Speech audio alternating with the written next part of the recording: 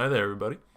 My name is Octavian, and this is Challenger Cast episode 4, I believe. I always look silly whenever I say the wrong number by accident. It looks like I didn't manage to make it out of elementary school math, but I assure you I did, in fact, make it out. I can count numbers, especially numbers as low as 4. Those ones are easy. I learned those ones when I was only 15. Anyway, we have Rumble and Fizz in the middle lane, both spamming taunts and laughs. Going to be going up against a Victor in Tarot here, going up against Young Moolah Baby on that Victor pickup. And since this is a Challenger Cast, you may recognize some of the names. Young Moolah Baby, good player.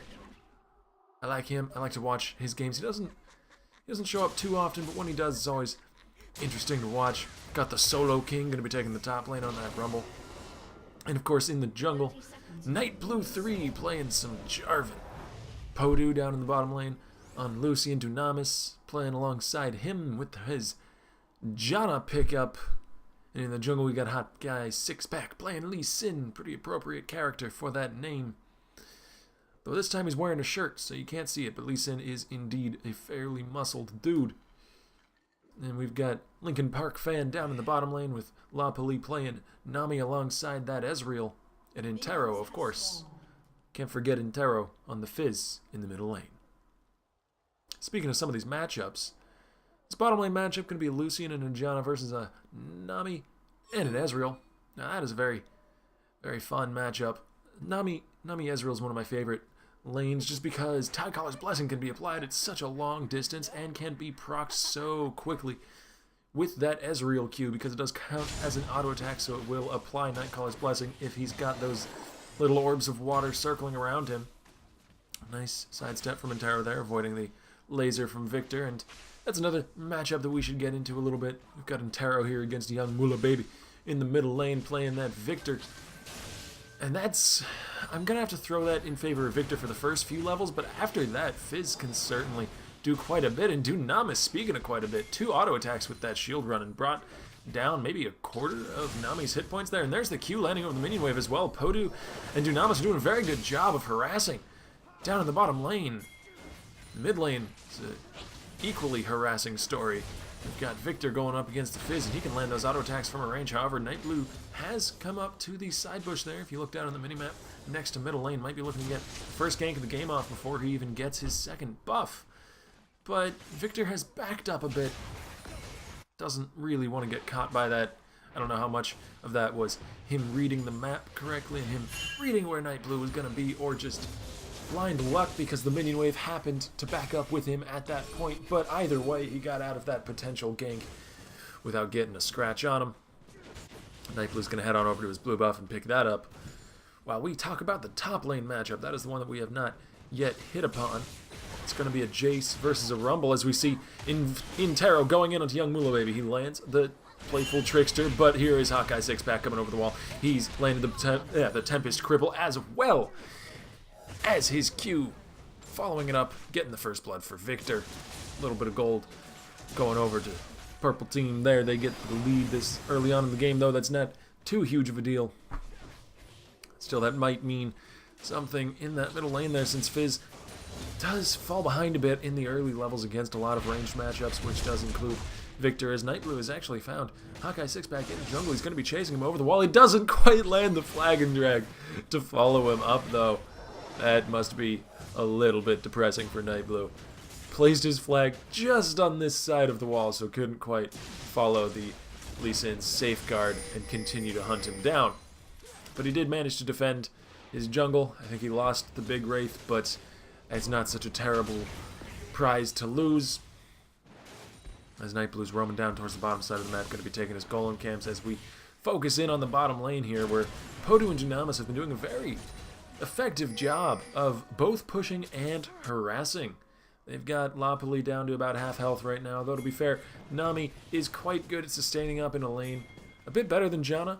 Janna's good at mitigating damage, but Nami can bring back those lost hit points, as there's the slow. The bubble gets dashed away from, though, and Nightblue just going to head on back home to base, but he's sitting on a ward, and I don't think Dunamis is going to let him go. He's waiting. There's the Howling Gale, going to be knocking him up as we swap back up to the top lane, where The Solo King, speaking of getting pushed in, is as well getting pushed in by that Jason. There's the flag and drag, landing the knock-up onto Podu. He dashes away, but he gets flashed after by Linkin Park. There is the final Tycolor's Blessing, slowing him up. Flash forward from Jana doesn't quite bring Nightblue down as Ezreal lands the last Q needed to finish off Lucian, evening up the kill score at 1-1. And that patience paid off for Jarvan down in the bottom lane. Good lord, he sat there for forever, but it did finally work out for him. He got that kill. And we swap back over to the top lane again, where Rumble has actually been doing quite a decent job. Quite a nice job. I'll even go far as to call it nice. As he's been doing quite a nice job of keeping up in that CS. He's only 6 behind against a Jace matchup. Okay. We'll go ahead and assume that that was a misclick, as Inferno going to be going in anyways. Lands the title Trickster. Lands the Playful Trickster, rather. And then the auto attack as well thereafter, applying his passive from that W, getting the tick damage a little bit. Trades pretty well with Victor, as here's Nightblue3 coming in from the side. Young Mula Baby gonna have to flash that knock up, and flash it he does. Some good reflexes on display there, as now Intero's taking advantage of the flash being down, though. He's gonna be going in. The ignite is burning. The stun lands onto him under the tower, though, and here is Hawkeye 6-pack for the final Q follow-up as Victor's ult still rages on. Chaos Storm gonna be finishing off the kill for him post-mortem. This has been an action-packed game so far. Even though we only have 4 kills on the board at 6 minutes, this is challenging. That's a lot of action for 6 minutes. Not as many kills go down because not as many mistakes are made, but when they are made, you can guarantee that they will be capitalized upon. Such as that flash from the Victor. Now, that wasn't inherently a mistake. If the knockup had landed, he would have been equally dead, but the fact that he was pushed up enough that he had to flash. But anyways, Nightblue3 is here in the middle lane. Well, actually towards the jungle next to the middle lane, and he's getting chased out by Hawkeye 6-pack. He goes in with the Q, the R, and then the Q follow-up, but Intero is here, and he has an R of his own. The giant fish comes up from the ground. I've never really understood how that exactly works, but Intero's going to continue on with the chase, despite my not understanding how his fish works. He goes into Playful Trickster, and he lands from Playful Trickster, smushing Victor, getting the double kill. Goes down to the tower afterwards, but that okay. Meanwhile, up in top lane, speaking of towers, Revenge is diving one of them. He manages to pick up the solo kill onto the Solo King, perhaps stealing away his crown. We swap back over to the bot lane here. Jana and Nami trading it out a little bit. And that's what I was talking about. Jana has the advantage in damage mitigation, but Lopley has the advantage here in sustain as well as just sheer damage. Nami can output so much alongside Linkin Park Fan going up, but the shield is too much for him, and there's the tower shot landing. Zephyr does not quite have enough damage in the minions. He's tanking a ton of minions here. Meanwhile, Revenge has teleported out of the top lane, and finally Lucian will be bringing down the Ezreal, as now Lopley is trying to just cut and run after this one. It's been a botched attempt, but Victor is here, and so is Lee Sin, and that is overkill if I ever saw it. Bringing down the hammer, Revenge gets his 2nd kill of the game. Teleport was certainly worth. He's going to roam back up to top lane, where Rumble has been pushing this whole time, but he's not going to be able to get it quite up to the tower, so he's really not even going to lose much for that roam. Meanwhile, Intero going in onto Young Mula Baby. He's trying to kite around the minion wave, but it's not really going to matter. Fizz can just run right through minions. That's his passive. He has a Phantom Dancer as a passive, minus the attack speed and movement speed and critical and everything except for that one thing, so really he doesn't have a Phantom Dancer as a passive. But meanwhile, up in top lane, it's Revenge is getting some revenge heaped onto him. Rumble gonna get the solo kill and reclaim his crown. Meanwhile, Intero taking out the pink ward as Hawkeye 6-pack is getting invaded. The cursory little auto attack from Nightblue3 there just takes away the white camp after all of that hard work that Lee Sin put in to try and bring it down. Intero is here and he's going in, but Podu is there to keep him from doing so. The Q lands and the ult is turned around from Fizz. They might be diving under the tower here. Ezreal ult and Q does so much damage. Podu nearly goes down, but the heal is burned at the last instant. However, he does fall to the leap from Jarvan. Cataclysm double kill for Nightblue3. We're going to go to the turret, which is going to be falling. Flag and drag from Nightblue, looking to get in onto this Victor. Victor's playing a real dangerous game here. There's a lot of catch potential on the side of blue team. Oh, Q doesn't quite land onto Dynamis. Might have actually been that Jana's death. It didn't look like anybody was close by, but they could have followed up on that slow from the Tidecollar's Blessing landing off of Ezreal's Q. But they're just going to go ahead and take the turret, not go for any more kills here. Loppoli and Intero going to wander back away. Send some people over to their middle lane to defend against that turret. Going down. We have a bit of a quiet moment here on the map.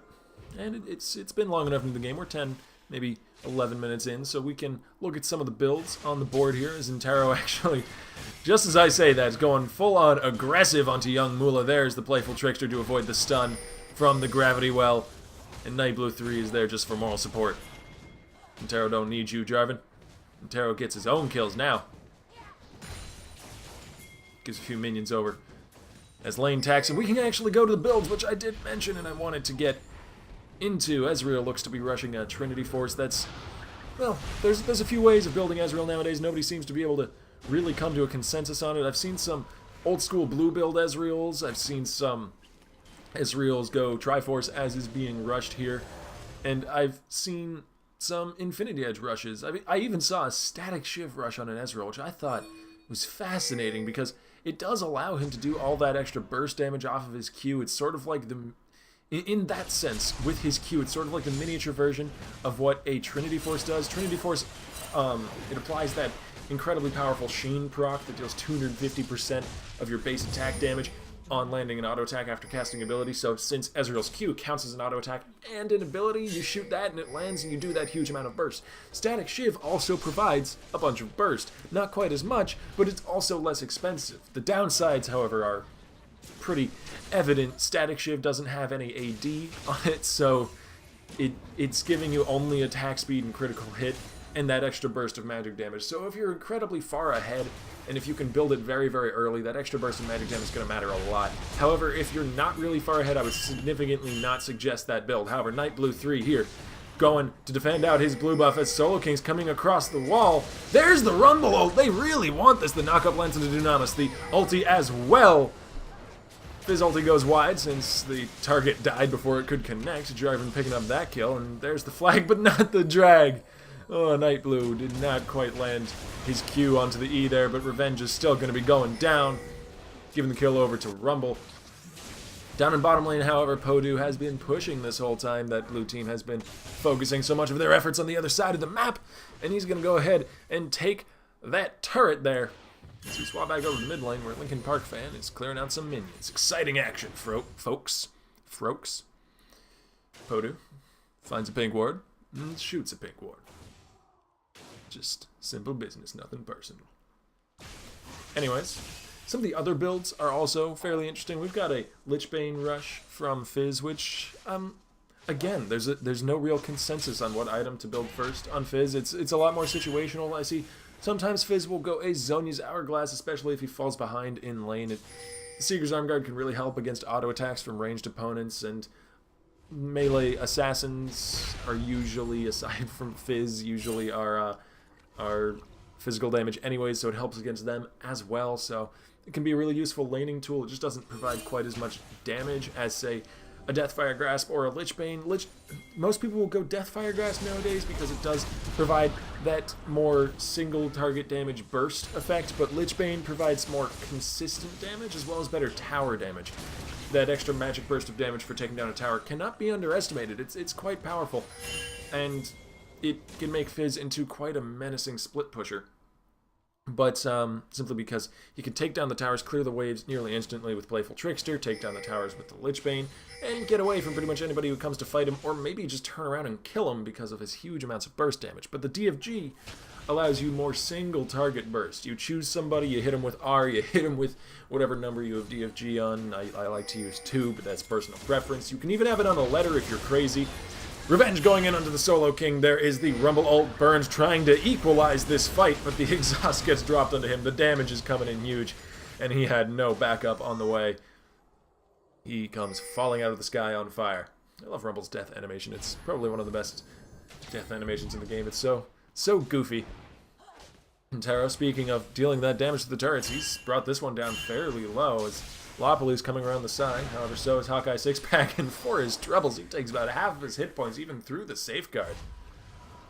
That's a lot of damage that Fizz is doing at this point. That is a 5-3 Fizz with a decent creep score. Victor, they both begin with V. You'll have to Pardon my error, but Victor has actually been doing quite a good job of keeping himself farmed up here. He's got 93 CS to the Fizz's 75, but this tower going to be going down. The 2-1 tower lead for blue team, giving Intero that global gold, as well as the 5 kills he has, has probably evened out the gold score at this point. 3 assists, nothing to be overlooked either. That is certainly a viable source of gold. As it seems that Ezreal's finished off his Trinity Force, as you can tell by the fact that his Qs are one-shotting ranged minions now. This is the point where Ezreal has gotten incredibly powerful in this game. He's hit his first major power spike. Second one's probably going to be when he finishes off Infinity Edge, if he does indeed go for that. Speaking of Infinity Edge and finishing it off, we have a Lucian who has done just that. So he's also hit a power spike here. I think the Ezreal's probably at a little bit more of a power point, and that is a ton of burst damage coming out from Jarvan onto Young Mula Baby. And I've been talking about builds for a while, but I neglected to notice or even to mention or even notice Nightblue's build. He's gone with the Brutalizer and an Elder Lizard and a few tankier items, but a Brutalizer and an Elder Lizard at 16 minutes into the game as Jarvan is, well, just brutal. That's going to be tons and tons of damage that he's going to be able to put out. Martial Cadence doing a big chunk and then cutting their armor after already having that armor pen in his build. Is just somebody who isn't actively building armor items, which is currently no one on purple team, is just not going to have very much armor against this Jarvan. He is at a very powerful moment in the game as well. This is actually overall just a powerful moment right here for blue team as the ult lands onto Jason. Speaking of power, there's the Ezreal ult, bringing him down to about half of his hit points. However, there's no more follow-up except for the Rumble coming across.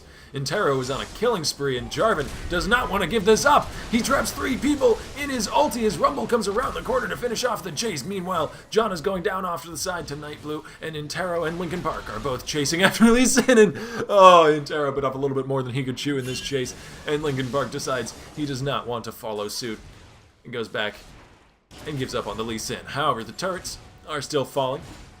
Nightblue, Solo King, Lapali, and Linkin Park fan are all here. And the turret is no longer with us. That's going to be falling over, given a 4-2 turret lead for blue team.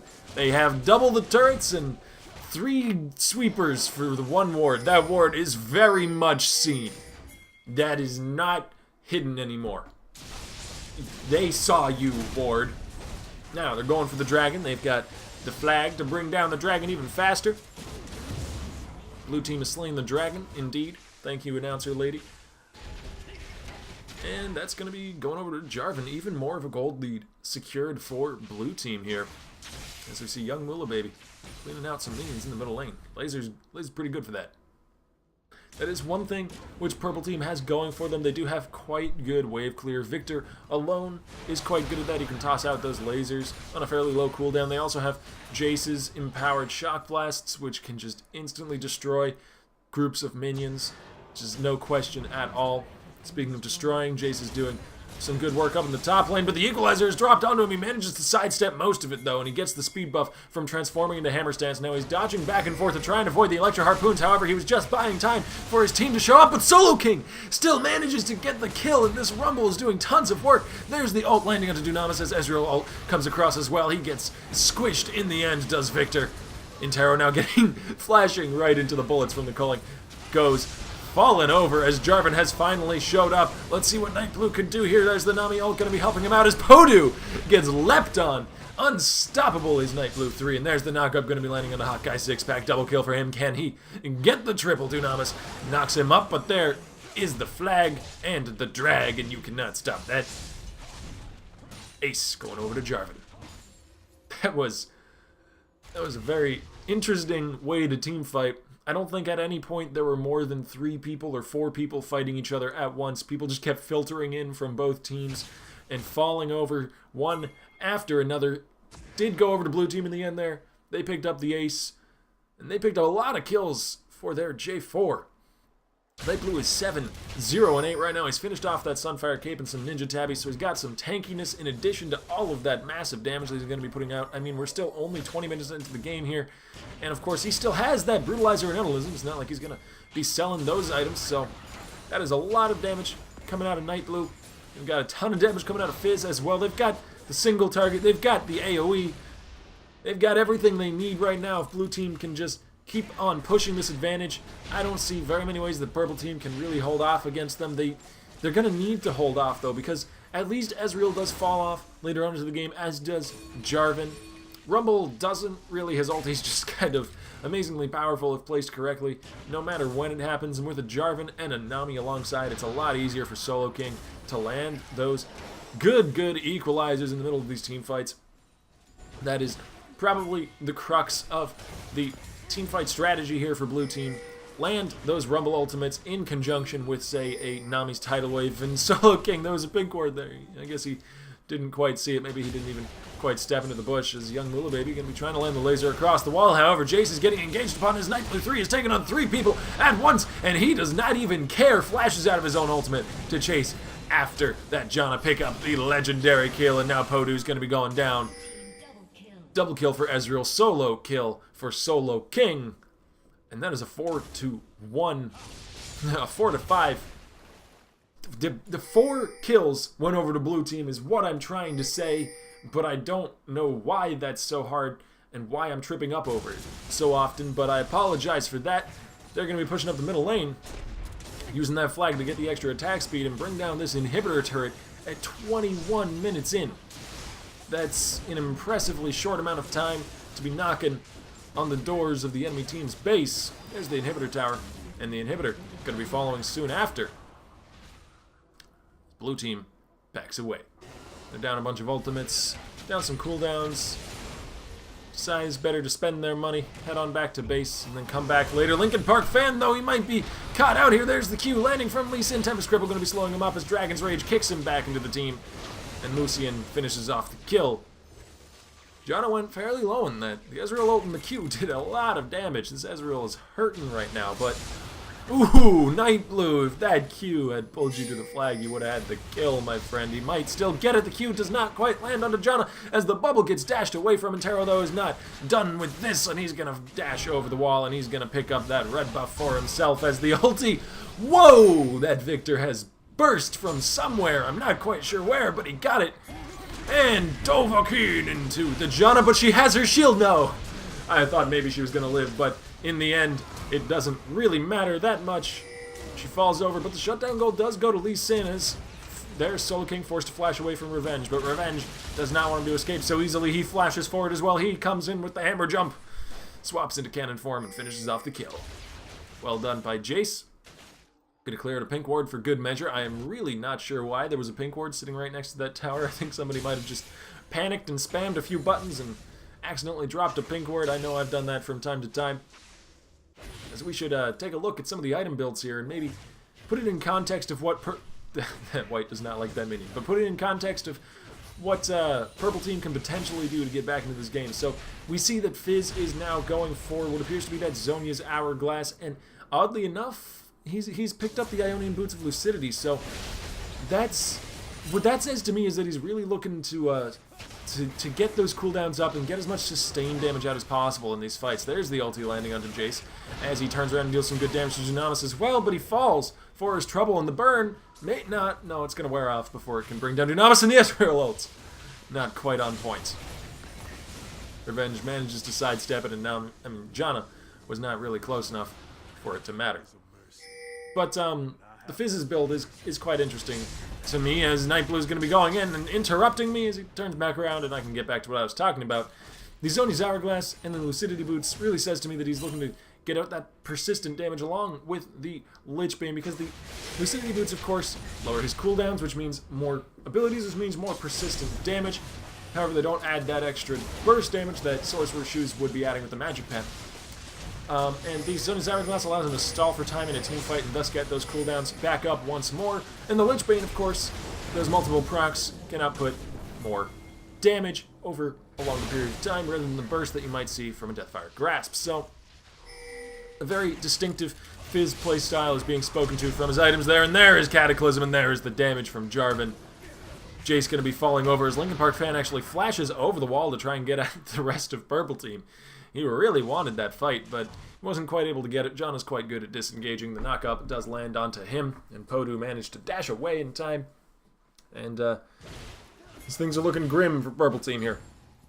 red buff getting stolen away by Ezreal as they swap over to the top outer tower. One of the only outer towers left in the game, for purple team at least. 6-3 turret lead now inside of blue. As Nightblue's looking for an engage. You can just tell that he's wanting to dash in, and he dash in! He does! However, the ult from Fizz and his knockup did not land, but Janna's going to be falling over anyways, as there's the Zhonya's Hourglass immediately after the double kill for Fizz, and the dash in from Jarvan finishes off the kill onto Victor. Fizz finally gets knocked away, but it's a little too late from the Jace. 3 members already dead. Inhibitor tower number 2 getting knocked over here for blue team. They're going to go after the inhibitor right thereafter. The inhibitor middle lane is still down. There's still super minions streaming up that lane. They have that free pressure to work with. And actually, I lied. It was not still down. It had just respawned. I'm sorry. I'm a terrible person. And they have a good minion wave with them. They're going to go for these Nexus turrets. However, there have been some respawns from purple team here, and the people who didn't die, well, they're still alive. That's how that works. Q-Lines from Lee Sanders are going to be following it up. There's the second Nexus turret falling, and they just aren't doing anything here. They're finally trying to fight, but it's a little bit too late, as I said earlier. Fizz going to be finishing off the kill onto Jace, and then turning to the Nexus with the shark that just flies through and hits nobody. That was a little bit off point there. Linkin Park fan now getting healed by Nami and his own... Well, actually, no, he still has Summoner Heal. He hasn't popped that quite yet, and they turn around and instantly burst down the Victor. And now Nightblue3 is focusing himself onto Hawkeye with a 6-pack. And you probably won't hear that too often. Now they're going to be going for this Nexus. They've got the attack speed buff from Ezreal. They've got the attack speed buff from the flag. They are attacking with a lot of speed. And the Nexus blows up 26 minutes into the game. Victory to blue team. Thank you guys for watching. See you guys tomorrow. Hey there guys, thanks for watching. If you enjoyed it, please feel free to like, subscribe, leave a comment, whatever it is you feel like doing. I will see you all tomorrow. Hope you stick around.